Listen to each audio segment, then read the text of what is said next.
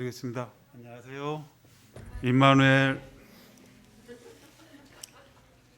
두 번째입니다. 지난번도 이런 식으로 했고요. 편한 것 같아요. 저는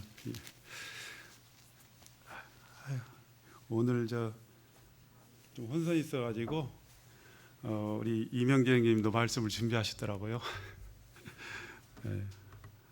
저번 주에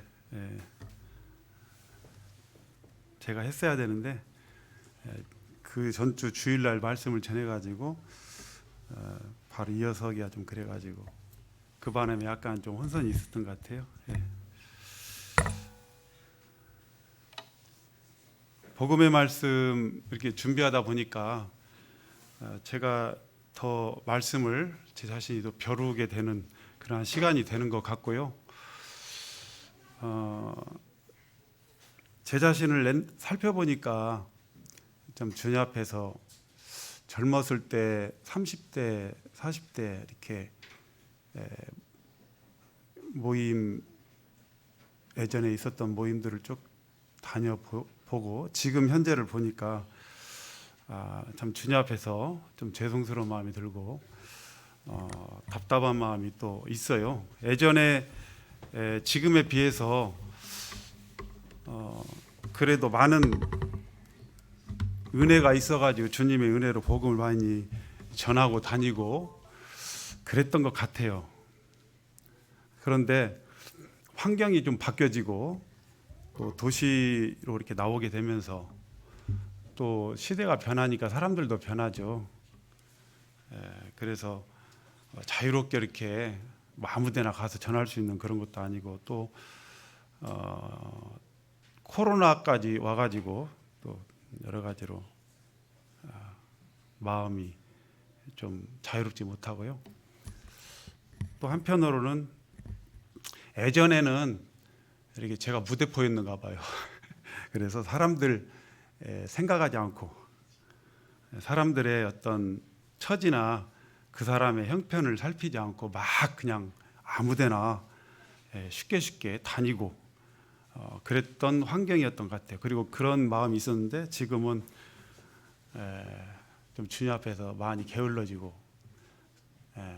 좀 나태해진 그런 것을 보면서 항상 주님 앞에 기도를 합니다. 우리가 이제 이 세상에 있을 때 주님이 우리를 바로 이렇게 데려가시지 아니하시고 구원받은 후에 데려가지 아니하시고 이 땅에 남겨 놓으셨잖아요. 그것은 우리가 복음을 전하라고 이렇게 남겨두신 것으로 알고 있습니다. 그래서 우리가 복음을 전하는 것도 하나님의 은혜다. 주님의 도우심과 은혜 가운데 복음을 전하는 거지 내가 막 전하려고 해서 내 뭐 의지로 내가 뭐 어떤 유능하니까 그게 아니죠. 주님의 은혜입니다. 그래서 주님께서 모든 환경과 또 사람들과 또 동역자들과 또 모든 것들을 다 인도해 주시고 가장 중요한 전도자의 마음가짐과 그 믿음을 우리들의 믿음을 주님이 도와주셔야만이 전도를 더 주님 앞에서 열심히 할 수 있다라고 생각이 되어집니다. 오늘 말씀을 보기 전에요. 누가복음 3장 말씀 한번 좀 열어서 보겠습니다.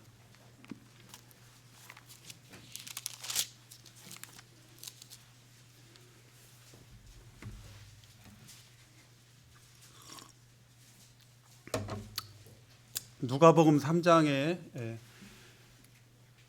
3절 말씀을 보겠습니다.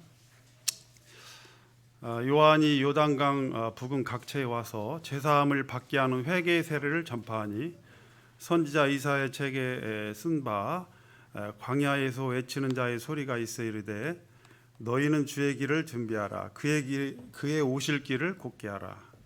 모든 골짜기가 메워지고 모든 산과 작은 산이 낮아지고 굽은 것이 곧아지고 험한 길이 평탄해질 것이요 모든 육체가 하나님의 구원하심을 보리라 한가 같으니라.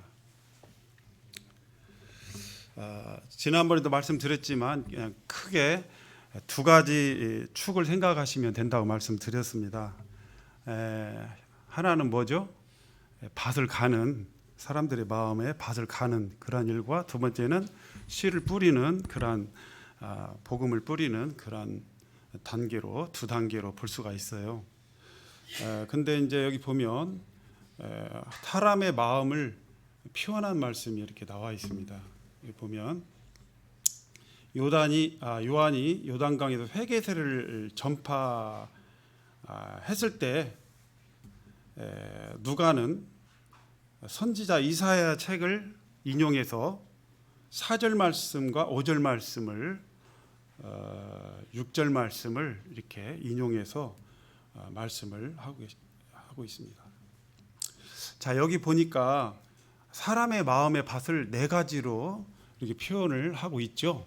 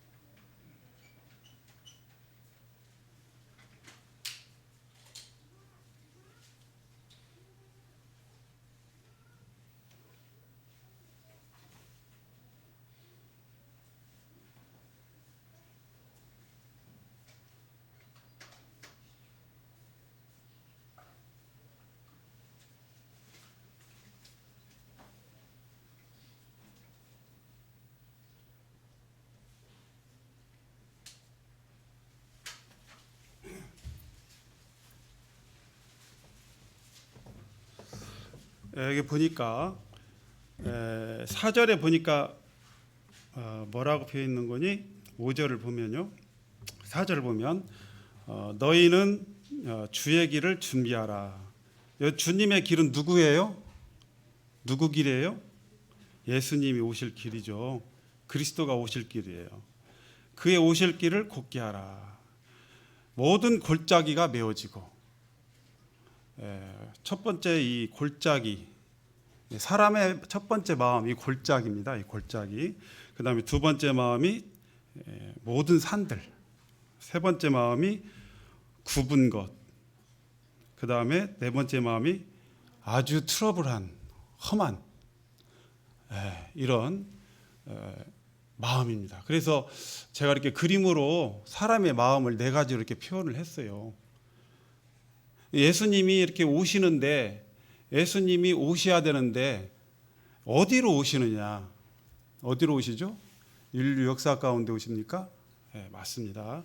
근데 여기서 중요한 것은 모든 인생들의 마음에 오신다는 거죠. 근데 그 마음이 예수님이 우리 마음에 잘 오실 수 있도록, 편안하게 오실 수 있도록, 순조롭게 오실 수 있도록 길을 닦아야 된다는 거예요. 그런데 사람의 마음이 어떤 마음이라고요? 철한 마음이라는 거죠. 첫 번째는 골짜기가 있고, 두 번째는 모든 산들, 작은 산, 이런 산들이 있고, 세 번째는 이렇게 굽은, 네 번째는 아주 그 험한, 이와 같은 당떨어지 같은 막 거친 이와 같은 마음의 밭이 있다라는 것입니다. 그래서 어떤 사람들은 살면서 그 가정 환경이 어려워가지고 부모님이 이혼했다든지, 경제적으로 굉장히 열악한 상황에 있었다든지, 그래서 제대로 돌봄을 받지 못했다든지, 아니면 기타 등등의 우리가 다 알 수 없는 그러한 굉장히 어려운 형편에 있어서, 또 어떤 사람과의 관계 속에서 많은 상처를 받은, 또 어떤 교회 다니는 사람들에 대해서 상처를 입은, 그래서 모임생활을 하지 않고 있는 이와 같은 사람들도 있어요. 저기 첫 번째 그 골짜기는요, 저게 메워져야 돼요. 이게 바로 사람의 마음의 상처들입니다. 이런 상처를 이렇게 우리가 메꿔지지 아니하면, 그것이 아물지 아니하면 주님 오실 수가 없어요. 그래서 주님에 대해서도, 하나님에 대해서도 하나님 아버지인데, 우리가 하나님을 아버지로 생각해야 되고, 그 아버지께로 돌아가는 것이 구원인데, 그 아버지에 대한 그 관계도 굉장히 좀 왜곡되게 생각된다든지, 그래서 하나님에 대한 관계마저도 어때요? 좀 하나님에 대한 인식마저도 부정적인 그와 같은 인식을 갖고 있는 사람들이 있어요. 그리고 여러 가지 어떤 기타 등등의 마음으로 저렇게 사는 뭐예요? 교만한 마음입니다. 그런 어떤 그런 마음들, 그래서 메꿔지고 그것이 낮아지고, 그 다음에 하나님 말씀을 받을 때 계속 어떤 의심이 생기고, 뭔가 다른 어떤 의혹들이 생기고, 그래서 자꾸 토를 달고 하는 그와 같은 사람들도 있는 걸 보게 됩니다. 그래서 하나님 말씀이 들어가도 그 말씀이 그대로 순수하게 받아들이지 아니하고 자꾸 자기 생각을 가지고 하나님 말씀을 이렇게 왜곡시키고 조금 구부려서 하나님 말씀을 이렇게 받아들이려고 하는 이와 같은 사람들이 있죠. 그리고 네 번째로 이렇게 험난한 이와 같은 이러한 그런 마음들이 있고, 그런데 이러한 마음들은 결국 어떻게 해야 되죠? 무엇으로 메꿔지고 낮아지고, 무엇으로 고다지고, 무엇으로 평탄하게 되어집니까? 메꿔지고 낮아지고 고다지고 평탄하게 돼야 되는데 무엇으로요? 그것은 회개밖에 없다는 것입니다. 그 사람의 자아를 존중해주고 그 사람을 적당하게 이렇게 물론 때로는 위로도 해줄 필요가 있지만, 그러나 그것이 아니라 결국은 회개를 촉구하는, 당신의 이와 같이 파이고 높아지고 구부러지고 험난한 이와 당신의 마음, 이 속에서 주님의 사랑이, 예수님의 사랑이 전파돼도 그 사랑이 느껴지지 않는 거예요. 그리고 보여지지도 않고 다가오지지 않아요. 마음이 냉랭합니다. 차갑습니다. 마음이 촉촉해져야 되는데 촉촉해지지 않아요. 메말라 있어요. 말씀을 들어도. 그게 바로 저러한 사람들의 마음의 밭이라는 것입니다. 그랬을 때 그런 사람들에게 회개를 촉구하고 하나님 앞에 정말 기도할 것을 주문하고, 자기네 내가 왜 어디서부터 이러한 일이 생겼는지, 어디서부터 내가 하나님에 대한 어떤 사랑과 하나님으로부터 떨어졌는지를 생각하고 회개해야 된다는 것입니다. 그리고 그것을 버려야 돼요. 그게 진정한 회개죠.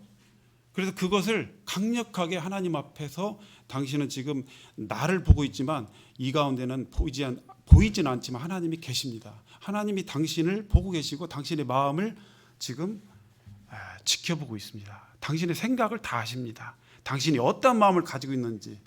그러나 그와 같은 이런 어려움이 과거에 있었다 할지라도 그걸 가지고 하나님에 대해서 못마땅하게 여기나 원망하는 것, 불평하는 것, 이건 위로받아야 될 일이 아니라 그것은 책망받아야 될 죄라는 것입니다. 당신 자신을 스스로 하나님 앞에서 마음을 내려놓고 뉘우치고 회개하고 정말 통회하는 마음으로, 마음의 눈물로 기도해야 될 것입니다. 이렇게 분명하게 회개를 외쳐야만이 된다는 것을 생각이 됩니다. 그리고 또 다른 마음의 밭은 또 있죠.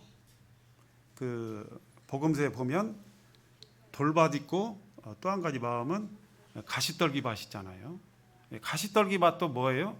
가시가 그 싹을, 그 씨를, 씨가 싹이 나야 되는데 그들을 막고 있잖아요. 그 가시의 기운이. 그래서 결실하지 못하게 하잖아요. 그러면 그 가시가 뭐냐? 하나님 말씀을 음돋게 하지 못하는, 그 열매 맺게 하지 못하는, 능력으로 나타나지 못하게 하는 그와 같은 가시떨기가 뭘까요? 바로 이 세상의 이생의 자랑과 재물의 유혹입니다. 재물의 유혹, 이 세상의 자랑, 염려. 이거 회개해야 됩니다. 회개는 단지 자백하고 반성하는 정도가 아니라 뉘우치고 그걸 버리는 것입니다. 그러죠? 그걸 버려야만이 비로소 우리 마음이 하나님 앞에서 하나님 말씀을 그리스도를 받아들일 이와 같은 평탄한 길로 준비가 되는 거죠. 그 결과 바로 어떤 은혜를 입게 됩니까? 6절 말씀 보니까 모든, 같이 읽어보겠습니다. 시작. 모든 육체가 하나님의 구원하심을 보리라. 모든 육체라 했어요. 믿는 사람이든 믿지 않는 사람이든지 하나님의 구원하심을, 구원의 즐거움을 우리가 회복받기로 한다면, 또 구원을 받으려면, 하나님의 구원의 은혜를 경험하려면 이러한 선제 조건이 있어야 준비할 일이 있다는 것입니다.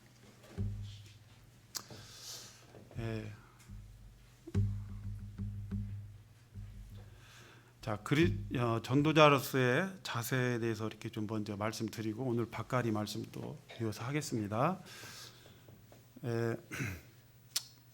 사도행전 2장 4절 이렇게 보면 그들이 다 성령의 충만함을 받고 성령이 말하게 하심을 따라 무엇을 했어요? 방언을 했어요. 이거 방언은 성령님의 역사입니다. 성령님의 역사, 사람의 역사가 아니라요. 우리가 전도할 때 성령님의 말하게 하심을 구하는 게 정말 필요한 것 같아요. 우리는 여기 마태복음 10장 19절을 아울러 읽어보겠습니다. 시작.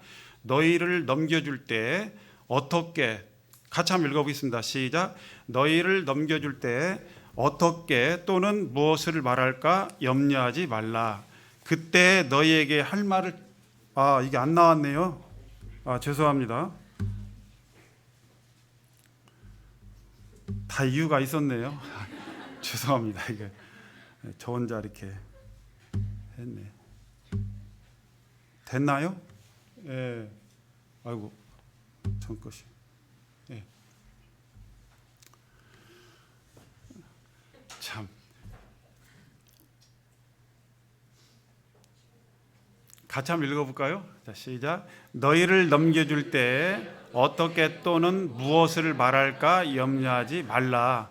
그때 너희에게 할 말을 주시리니 말하는 이는 너희가 아니라 너희 속에서 말씀하시는 이 곧 너희 아버지의 성령이니라. 제가 예전에 처음 이렇게 젊을 때에는요, 막 구원받고 경험이 없을 때는 하나님 말씀 메꾸지 않는 그런 가지고 그런만 딱 가지고 복음을 전해서 전도를 했습니다. 거기서 만약에 그 말씀을 전했는데 거기서 반박이 나오면 아무 소리도 못하고 깨지고 돌아오고 그러죠. 그리고 이제 좀 시간이 더 흐르니까 많은 말씀들을 알게 돼요. 그래서 어떤 말씀 전할까? 이거 말씀을 준비해가지고 이제 그분의 상태를 대충 짐작하면서 마음 상태를 짐작하면서 갑니다. 근데 그것이 딱 떨어질 때도 있지만 그 사람이 얘기하다 보니까 그 사람의 말을 들으면서 그 사람의 생각의 흐름이 있는데 내가 준비한 걸 가지고 가니까 나는 그 말씀만 머릿속에 붙잡고 있는 거예요. 그러니까 이게 되겠어요? 공감하고 경청하고 공감해서 그 사람의 안에 들어가야 내가 그 속에서 뭔가를 하는데, 그래서 참 답답한 그런 교제가 있을 때가 있었어요. 그런 이제 더 세월이 더 흐르니까 이제 많은 말씀들을 또 전하고 이렇게 하다 보니까 또 말씀들을 더 필요한 말씀들을 준비가 되어지고 전하면서 준비가 되지는 거죠. 그러면서 이제 어떤 경우는 이제 내가 뭔가를 준비하고 가지 않는 것이 좋을 때도 있습니다. 그리고 그분의 상태, 마음의 그래서 때로는 너무나 마음이 준비가 안 됐는데 어떤 말씀을 전할지 아무것도 깜깜할 때 주님 앞에 정말 엎드리게 되고 기도하는 마음으로 그분을 찾아가고 만나서 그분의 얘기를 듣기 전부터 기도하고 그분과 대화를 이제 오픈해서 이렇게 접근해서 이렇게 얘기를 해 나가면서 계속 그분의 얘기를 들으면서 나는 주님 앞에 기도합니다. 마음속으로. 주여 제게 지혜를 주십시오. 성령님의 어떤 성령께서 제 마음 가운데 말씀해 주십시오. 어떻게 제 이 교제를 이 상담을 잘 주님이 인도해 가십시오. 이렇게 기도하고 했을 때 주님께서 전혀 제 마음 속에 정말 생각할 수 없는 그런 어떤 지혜를 주시고 말씀을 또 주시고 해서 전하게 되는 걸 보게 돼요. 말씀이 교제가 잘 매끄럽게 되면 참 기쁜데 그러지 못하고 참 빡빡할 때는 정말 힘들어요. 상담이. 근데 이제 우리가 이제 계속해서 이제 전하고 가장 이상적인 단계는 바로 성령님의 도우심을 이제 받는 게 필요합니다. 물론 초창기 처음부터 되지는 않겠죠. 잘. 그러나 그런다 할지라도 성령님의 도우심을 간절히 이렇게 구하고 상담을 하게 되면 성령님께서 여기 보세요. 너희를 넘겨줄 때, 너희들을 관하에 넘겨줄 때, 그 사람들이 너희들 핍박하고 박해하는 자들 앞에서 너희가 어떻게 무엇을 말할까 염려하지 말라 그랬어요. 이게 어떻게 전할 것인가, 무엇을 전할 것인가, 말할 것인가, 이걸 염려하지 말라는 것입니다. 우리는 누구를 만날 때 염려가 되죠. 이분은 어떻게 할까. 그러나 염려하는 그 시간에 염려하지 말고 기도하시면 됩니다. 기도하세요. 그리고 기도하면서 주님의 사랑을 이렇게 조금 묵상을 해보세요. 주님의 사랑을 묵상하면 그 사랑을 내가 마음에 깊이 묵상이 되면서 그 사랑이 내 마음 가운데 딱 차오면은 이 성령님께서 역사를 하게 되는 것 같아요. 사랑, 하나님의 그리스도의 사랑을 내 마음 가운데 역사하게 되면 내 속에서 어떤 말씀이든지 자유롭게 이렇게 개진이 돼요. 근데 마음에 주님의 사랑이 없으면 딱딱하잖아요. 차갑잖아요. 냉랭하잖아요. 아무것도 생각이 안 나요. 머리가 깜깜해요. 그냥 정말 답답한 거죠. 그래서 우리 그리스도인들은 항상 주님 앞에요. 우리 성도들은 뭐 전도의 은사가 있든 없든 복음의 은사가 있든 없든 항상 주님의 사랑 가운데 항상 이렇게 은혜 가운데 이렇게 머물러 있으시면 성령님의 도움을 받는데 굉장히 용이하다는 것입니다. 그래서 말하는 이는 누구다고요? 너희가 아니라 너희 속에서 말씀하시는 이 곧 너희 아버지의 누구다고요? 성령이니라. 구원받은 성도들 마음 가운데 성령님 안 계신 분 계셔요 여기에? 성령님의 도우심을 간절히 구하세요. 주님은 기이하게 말씀을 주십니다. 예. 말씀을 몰라도요 세상에 어떤 이치와 지혜를 주셔서 그 사람에게 적절하게 또 말씀을 또 말할 수 있도록 해요. 그러나 아무리 은사가 많아도 성령님의 도우심을 받지 못하면 정말 팍팍하고 힘듭니다. 복음 메시지를 어떻게 전하는 것인가 했을 때요, 당당하게 선포해야 됩니다. 의사가 환자를 다루듯이 할 필요가 있어요. 당신은 이게 문제가 있는데 이거 빨리 이 약 먹고 이렇게 해서 어떻게 하라. 처방을 딱 내리죠. 그럼 우리는 알겠습니다. 사람 말은 그렇게 잘 믿는데 하나님 말씀은 안 믿잖아요. 우습게 여기고. 우리는 긴가민가한 말씀을 전하지 않아요. 인생이 하나님 앞에 어떠한 죄인이고 그 하나님께서는 범죄한 인생들을 어떻게 심판하시고 인간에게 모두에게 닥치는 죽음과 삶의 문제, 구원의 문제, 복음, 진리 이런 것들은 명백한 사실입니다. 이거에 대해서 우리가 목에 아무리 힘을 주고 전해도 끄떡없죠. 그래서 우리는 하나님을 대행해서 하는 것이죠. 내 뜻을 전달하는 게 아니기 때문에 신적 권위를 가지고 우리가 전하는 겁니다. 너희를 영접하는 자는 누구를 영접하는다 했어요? 나를 영접하는 것이라고 그랬잖아요. 그래서 우리가 하나님의 권위를 가지고 신적 권위를 대행해서 전도를 하는 거예요. 하나님이 직접 하실 것 같으면, 천사를 통해서 하실 것 같으면 우리가 뭐가 필요 있어요? 전도자가 뭐가 필요 있습니까? 우리 전도자를 하나님께서 이 땅에 허락하신 거예요. 우리 전도자 입술을 통해서 하는 겁니다.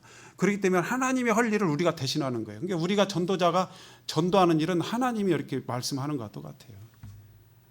하나님 할 일을 우리가 대신하기 때문에 우리는 하나님의 권위를 가지고, 신적인 권위를 가지고 영혼들에게 나가야 돼요. 일반 사람인 의사도 자기들의 의사의 권위를 가지고 환자를 아주 확 잡아서 당당하게 처방을 하고 할 말 딱딱 하는데 우리가 왜 못합니까? 그렇죠? 우리는 분명한 하나님의 말씀을 전합니다. 분명한 사실을. 한 번 죽는 건 사람에게 정하셨죠? 그거에 대해서 뭐 죽을 수도 있고 안 죽을 수도 있고 뭐 그런 일이 있어요? 네, 아니잖아요. 반드시 죽잖아요. 네. 하나님 말씀은 진리이기 때문에, 그래서 말투부터도 될 수 있는 대로 딱딱 떨어지는 말투를 사용하는 게 좋습니다. 예, 이건 이렇습니다. 이렇게 생각합니다. 뭐 이런 식으로. 또 이런 것 같습니다. 이거 아니죠. 맞습니다. 맞다고 생각합니다. 아니죠. 예, 하나님 말씀을 분명하게, 죄인은 멸망의 지옥에 갑니다. 하나님께서 말씀하셨습니다. 말씀을 보여주고, 그러나 우리들의 태도는 신중하고 겸손하고 예의를 갖추어서 이렇게 해야죠. 그냥 막 목에 핏대를 세워가지고 막 싸우는 식으로 하지 말고, 정중한 마음으로, 당신을 위하는 마음으로. 불편한 진실입니다. 그러나 당신에게 듣기에는 불편하지만 이건 진실이기 때문에 할 수밖에 없습니다. 당신 하나님 앞에 회개해야 됩니다. 당신은 죄인입니다. 썩은 죄인이라고 얘기하고 있습니다. 이게 누구 말씀이죠? 분명하게.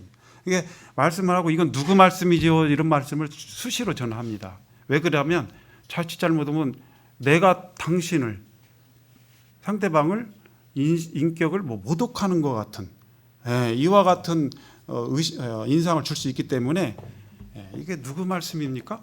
이렇게 자꾸 물어보면서 상담을 할 필요가 있어요. 그래서 나하고 내담자하고 싸우는 게 아니라 하나님과 그 내담자와 상대하게 하고 하나님과 사단 마귀와의 싸움을 이렇게 연결하는 그러한 일을 합니다.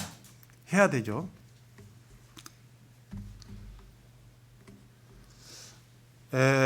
이 말씀은 어떤 자들에게 필요할까요? 밭가리에 여러 가지 이제 저런 마음의 밭을 정리하는 그러한 말씀, 이것들이 필요한데, 또 한 가지 필요한 것은 격려가 필요한 사람들이 있어요. 나는 아직 하나님 말씀 많이 모르고 교회 나온 지도 얼마 안 되는데, 의외로 그런 사람들이 간혹 있습니다. 그런 사람들은 어떻게 해야 되죠?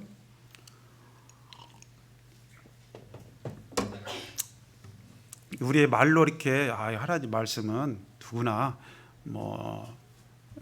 너무 쉬워서 마음만 준비되면 충분히 믿을 수 있습니다. 구원받을 수 있습니다. 이렇게 말씀하실 수도 있는데 이 말씀을 이렇게 인용을 해보면 좋을 것 같아요.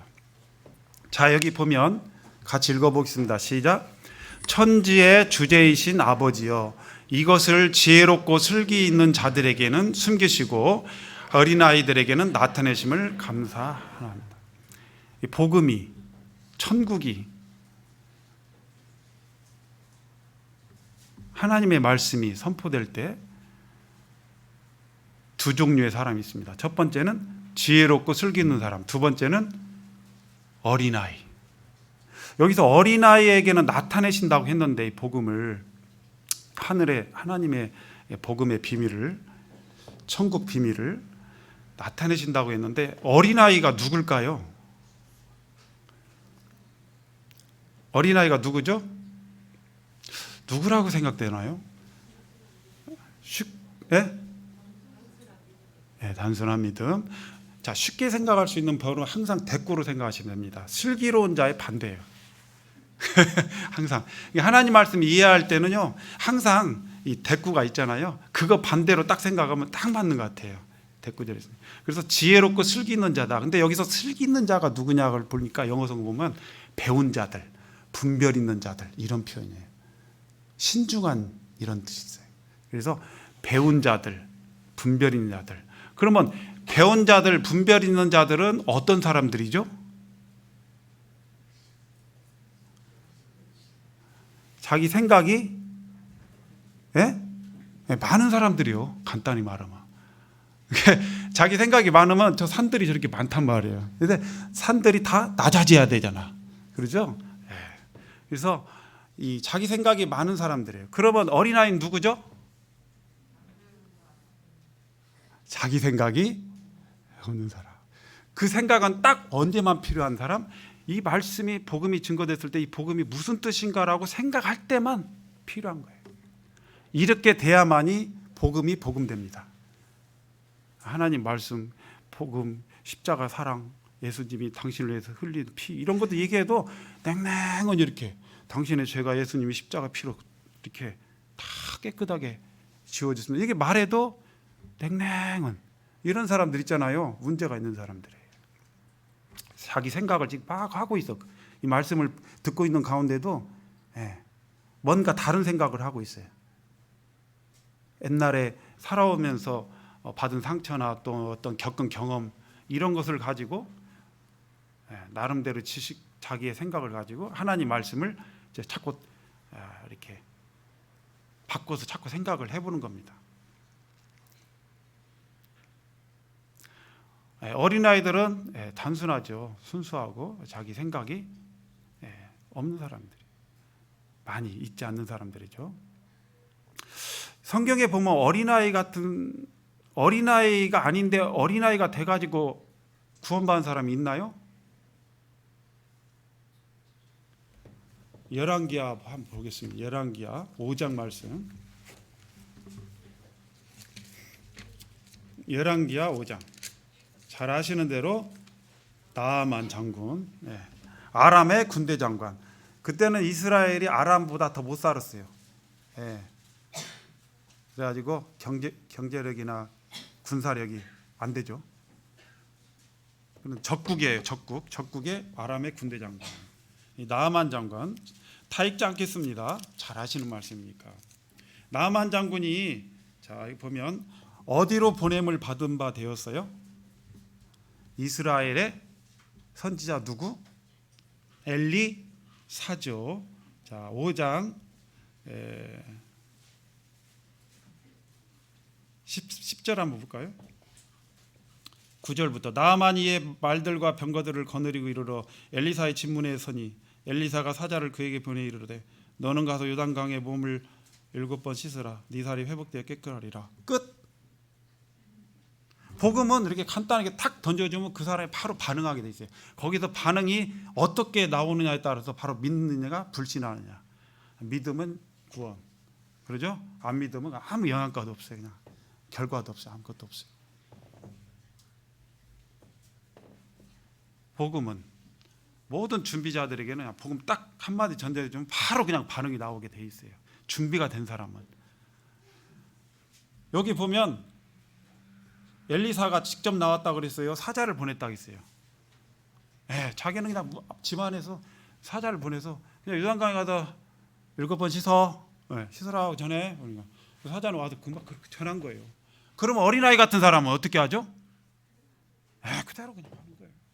근데 이 사람은 무슨 생각을 했어요? 11절에 나아만이 노하여 물러가여 이르되 내 생각에는 이렇게 되잖아요. 이게 참 어려워요. 내 생각에는. 하나님 말씀을 대할 때 항상 자기 생각이 있어요. 그래가지고 그가 나한테 나와가지고 서서 그 손을 내 환부에 이렇게 흔들면서 환부 위에서 흔들면서 기도하여 병을 이렇게 고치기를 바랬죠. 여기 내 생각에는 그가 내게로 나와서 그의 하나님의 여호와의 이름을 부르며 그의 손을 그 환부의 부위에 흔들어 나병을 고칠까 하였도다 그랬어요. 그 생각이야. 그 사람의 생각이에요. 그래서 그 사람의 생각을 고쳐줘야 되는데 좋은 방법이 하나 있습니다. 자, 엉뚱한 생각을 하는 사람 있잖아요. 나는 무신론자예요. 그러면 우리는 어떻게 하죠? 당황하잖아요. 무신론자다. 신이 없다고 하니까. 그러면 우리는 만물을 보십시오. 뭐 집마다 지은 이가 다 있다고 있지 않습니까? 이 만물을 지으신 하나님이라고 했습니까? 이렇게 막 하잖아요. 먼저 그 말씀을 대기 전에 역으로 질문하세요. 항상. 그게 누구 생각이죠? 먼저 그게 누구 생각이냐고. 항상. 그게 누구 생각입니까? 그러면 내 생각이죠. 이렇게 되는 거예요. 거기서 50%는 들어간 거예요. 그 말을 한마디 하냐 안 하냐라도 큰 차이란 말이에요. 그리고 왜 그렇게 생각합니까? 플러스 알파. 그러면 그 얘기를 하잖아요. 그럼 그 얘기를 들으면서 그게 빈틈이 보이는 거예요. 이해 가시죠? 그러면 그 생각의 빈틈, 잘못된 생각을, 그것을 이제 어때요?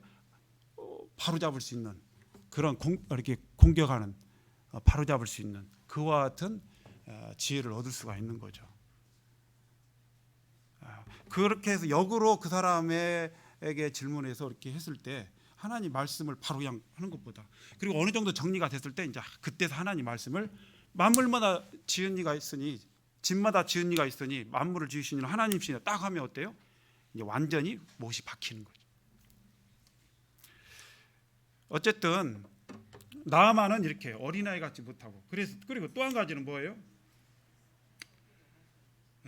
그가 결국은 씻었어요, 안 씻었어요? 예, 14절에 보니까 나아만 이에 내려가서 하나님의 사람의 말대로 요단 강물에 7번 몸을 잠그니 그의 살이 어린아이같이 살같이 회복되어 깨끗하게 되었더라 그랬습니다. 자, 그가 씻을 때 어떻게 했어요? 씻으려면 어떻게 해야 돼요? 몸을 씻으라 했는데 그냥 갑옷, 뭐 그 자기가 입고 있던 그 막 여러 개 훈장이 너덜너덜 붙어 있는 이 옷을 입고 그대로 물속에 들어가나요? 다 벗어야 돼요. 다 벗어야 돼. 그 순간 그의 적나라한 뭐예요? 몸이 드러나는 거죠. 그의 부끄러운 몸이 드러나는 거죠. 그의 문둥병이 드러나게 되는 겁니다. 그래서 일단은 그 사람은, 우리가 구도자는요, 자기의 위치, 신분, 사회적 신분 이런 것들을 다 내려놓기 해야 돼요.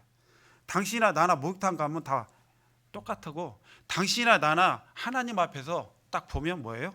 다 죄인이라는 겁니다. 이렇게. 그래서 절대 상대방의 어떠한 위치냐, 이 사람이 높은 일수록요, 우리는 하나님 말씀을 믿고, 나는 하나님의 말씀을 전하는 사람이다. 근데 뭐 세상에 무슨 뭐 복받는 비결, 뭐 무슨 사회에 성공할 수 있는 뭐 이상 지혜 이런 것들을 가르치는, 이 얘기하는 그런 시간이 아니잖아요. 그래서 당당하게 이제 하나님 앞에서 주님 의지하고 그분에게 나아가야 되죠. 그래서 그 사람은 여전히 문둥병이다. 나아만 장군이 여기 1절에 보니까 그가 아람의 군대 장관 나아만은 그 주인 앞에서 뭐라고 했어요? 크고 존귀한 자다 그랬죠? 그러나 뭐예요? 그는 큰 용사이나 나병한 자더라. 이 세상에서 그 어떤 사람이든지 어떤 환경에 있든지 얼마나 많이 배웠는지 어떤 사회적 신분이 있는지 그것이 중요한 게 아니에요. 다 똑같이 더러운, 속으로는 썩어빠진 더러운 음란한 악한 이와 같은 죄인이라는 것입니다. 그래서 이 나아만 장군이 자기가 이 어린아이 같이 자기 마음이 되었을 때, 자기 마음이 어린아이 같이 되었을 때 어떻게 했어요? 자기 생각을 다 버리고 어린아이 같이 되었을 때 그의 몸의 살이 어린아이의 살같이 되었어요. 그렇죠? 네, 여기 어린아이의 살같이 됐다 있잖아요. 어떤 사람은 이제 우리가 이제 좀 격려를 할 때 결신을 하는 그 시기, 결신을 할 것을 촉구하는, 어떤 사람은 구원을 받고자 하는 마음이 있는데 자기가 적극적으로 구원을 받아야 되겠다, 나 받게 해주십시오라고 해야 되는가, 아니면 상대방이 전도자가 어떤 말이 없으면 그냥 넘어가는 경우가 있어요. 그런데 그런 사람들에 대해서 결신을 촉구하는, 격려하는 이 같은 말씀이 필요합니다. 시기, 언제 우리가 결심해야 되냐? 답이 나왔죠? 고린도후서 몇 장? 6장 2절. 제가 예전에 어떤 형제님에게 그분에게 복음을 전할 때 한참 이제 죄에 대해서 심판에 대해서 이렇게 쭉 하고 복음이 필요하다 이렇게 해서 쭉 했는데 그가 그랬어요. 내가 그러면 언제 구원을 받아야 됩니까? 그렇게 물어보더라고요. 난 지금까지 전도하면서 처음이에요. 그 마지막이에요. 언제 구원을 받아야 된가? 그래서 제가 그랬죠. 고린도후서 6장 2절 말씀을 대드렸어요. 그리고 그분한테 복음 전하고 그날 구원 받았어요. 언제 구원 받아야 돼요? 내가 은혜 베풀 때 너를 듣고 구원의 날에 너를 도왔다 했으니 보라 지금은 구원받을 만한 때요. 보라 지금은 은혜의 날이로다. 이 세상에서 최고의 금이 뭡니까? 소금도 아니고 황금도 아니고 지금이에요. 지금 정말. 지금은 다시 없을 수 있는 지금입니다. 내일은 내일 가서는 그 사람은 지금이 없어요. 오늘 저녁에 죽으면 내일은 가면 지금 없잖아요. 지금은 지금만 있는 거예요.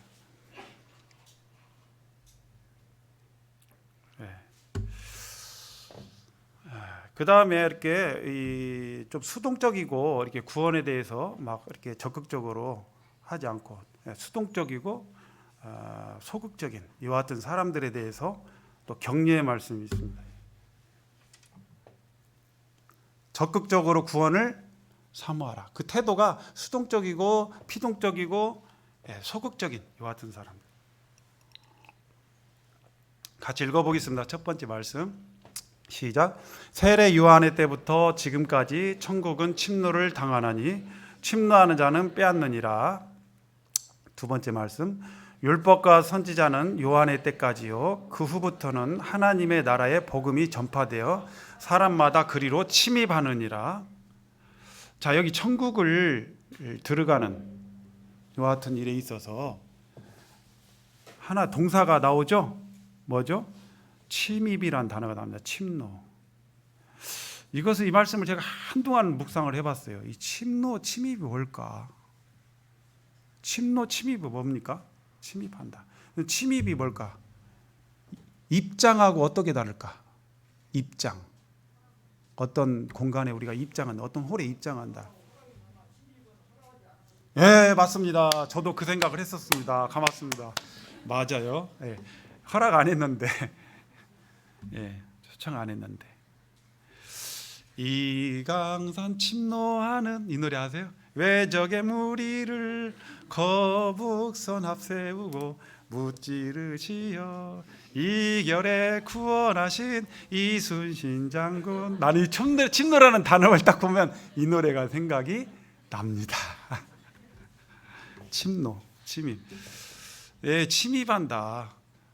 첫 번째는 침입이라는 것은 적어도 내 땅은 아니다. 그래서 천국은 첫 번째로 남의 땅이다. 내 것이 아니다. 본래 우린 천국과는 전혀 관계 없는 자들입니다만 이러한 천국은 어떻게 가느냐?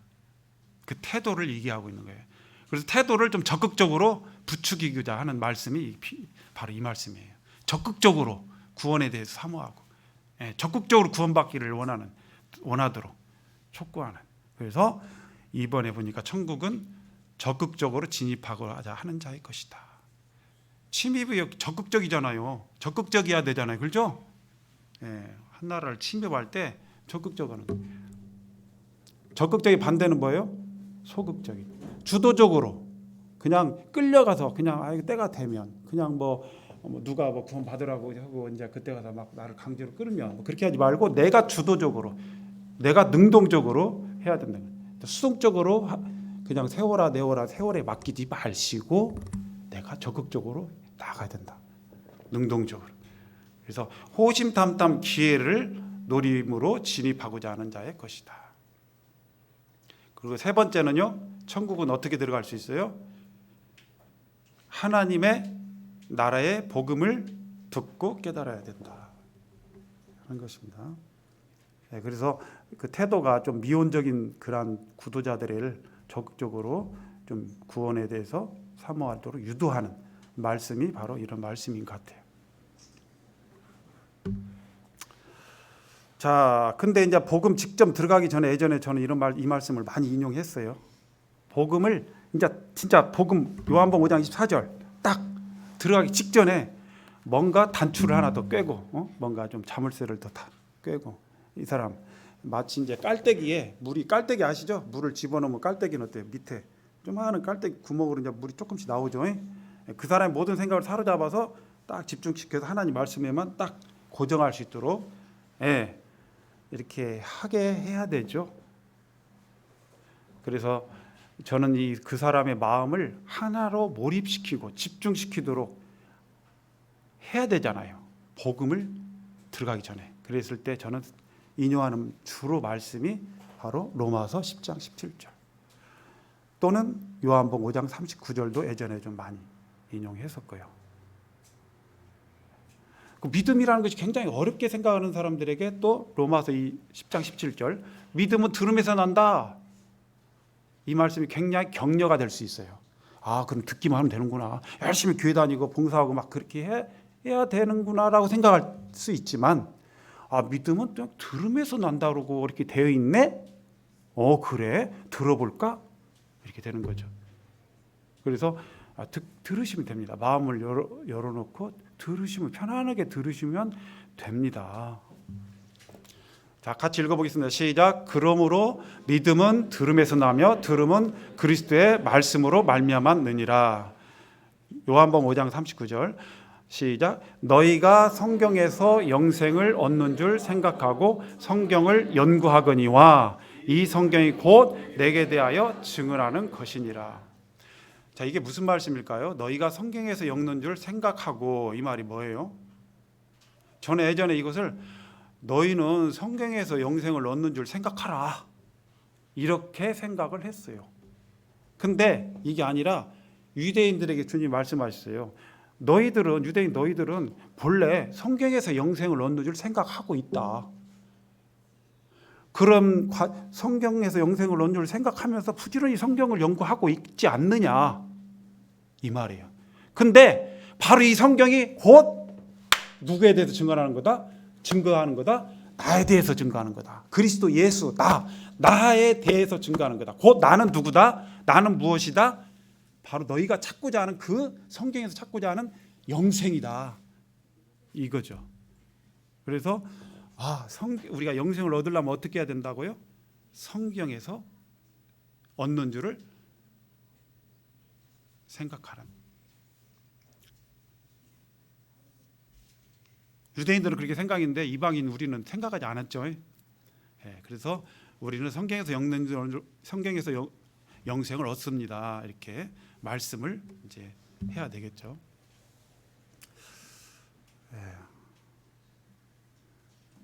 마지막 말씀 드리고 마치겠습니다. 여기서는 몰입하고 집중하는데 이 말씀을 종종 저는 쓰고 있으니까요. 또 형제 자매님들이 나름대로 그런 필요한 그러니까 저는요 이런 밭가리가 이런 부분이 필요하네요 하겠다라는 그런 어떤 그 동기 왜 필요한지 이것만 저는 알려드리는 거예요. 형제 자매들이 주님 앞에 엎드려서 정말 내가 복음을 전하고 싶고 복음 상담자가 되고 이 복음 상담자가 되면 늙어 죽을 때까지 나는 어때요? 복음 상담 죽을 때까지 복음 전할 수 있잖아요. 그렇죠? 시간과 장소 구애받지 않고 전할 수 있잖아요. 그러려면 이제 나름대로 주님 앞에 기도하고 엎드리고 해서 기도하시면요 형제 자매들에게도 이 말씀들을 지혜로 말씀 주시고 그것이 나에게 주어진 말씀이 내 무기예요. 그것이 내 거예요. 자 그리고 복음을 전하다가 깨닫고 이 복음 말씀을 전하다 보니까 이 말씀이 이렇게 전하는 거구나. 또 이런 말씀들 어떤 주님의 말씀 생각나게 해주셨을 때 그 말씀을 전했을 때 그때 그 말씀이 이제 나에게 무기가 되는 거예요. 그 다음부터는. 그러나 내가 전해보지 않은 말씀은 경험하지 않은 무기가 될 수가 없어요. 전해봐야 됩니다. 마지막 이 말씀도 저도 이것도 많이 써먹었어요. 이 말 이거 말씀은 아니죠? 말씀은 없잖아요 여기. 아무것도 없네 말씀도. 근데 저는 이 말을 많이 써먹었어요. 지금은 교파교회도 복음이 많이 있어요, 없어요? 구원받았다는 사람 많더라고요. 복음을 잘잘잘 하는 사람들 많아요. 요즘에는 내가 옛날하고 많이 달라진 걸 내가 느낍니다.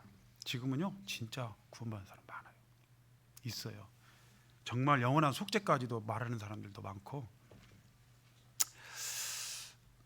저는 예전에는 이 교회에 복음이 많이 부족하고 율법에 많이 사로잡혀 있는 이와 같은 시대가 있었기 때문에요. 그때는 이런 사람이 많아요. 마지막 부분이 이런 이거 상담하다 보면 교회 다니십니까? 물어보면 뭐예요? 교회 다니십니까? 예. 그렇게 하죠. 그러면 교회는 왜 다니십니까? 죄를 벗어보려고요. 예. 그러면 제가 물어보죠. 벗었습니까? 아니요, 그냥 왔습니다. 이런 사람들을 많이 봐요. 그럼 교회 다닌 지 얼마나 되셨어요? 10년이요, 15년이요, 20년이요. 직분은 뭐 집사님이시겠네요? 먼저 건전도 짚어서 이렇게 물어보면 조금 얘기 눈치를 보면 권사님 정도 딱 하면 또 권사님이에요. 나이 좀 연로하신 여성분들은 권사님. 근데 그렇게 오랫동안 다녔는데 아직 벌써 죄를 못 벗었어요? 아유, 그래요? 어쩌을까 이거. 그러면 지금 연세가 어떻게 되셔요? 75세요. 그럼 몇 세까지 사실 수 있어요? 30년 다니셨다 했죠? 그러면 이제 75세시면 90세까지 사신다고 하시도 넉넉하게 몇 세 남았어요? 15년? 그럼 30년 동안 구원 못 받았으면 앞으로 남은 15년 동안 어떻게 구원 받을 확률이 있나요? 아이고, 이렇게 막 좀 놀래하면서 이렇게 하죠. 저는 이제 그러면서 이것을 얘기해요. 쇼핑할 때 선생님 어떤 분입니까? 첫 번째는 어떤 사람은 그냥 쑥 그냥 둘러보기만 하는 사람. 어떤 사람은 미리 살 물건을 정하고 구입하기 위해서 가는 사람. 근데 나중에 보니까 첫 번째나 두 번째나 둘 다 손에 들려있는 거 있다 없다? 아무것도 없다.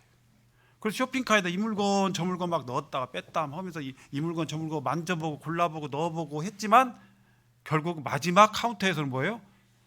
아무것도 지불하지 않고 그냥 몸만 나오는 거. 이거 무슨 쇼핑이죠?